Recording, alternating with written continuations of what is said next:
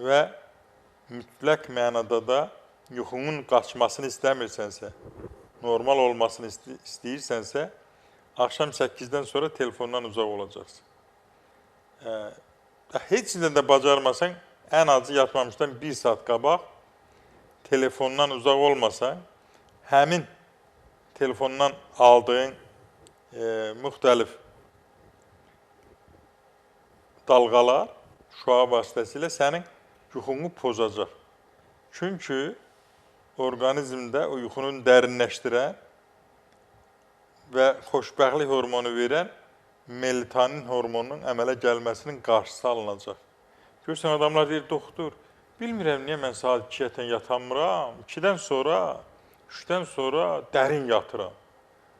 Deyirəm, telefondandır.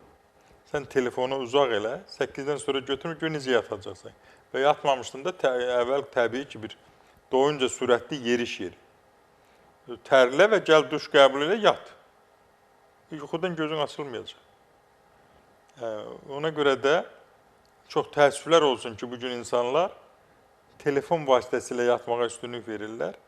O da dediyim kimi olduqca zərərlidir. Çünki o insanın normalda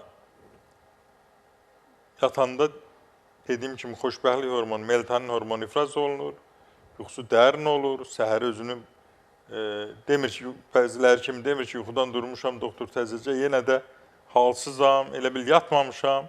Bu, dərin yatmayandadır, vaxtında yatmayandadır.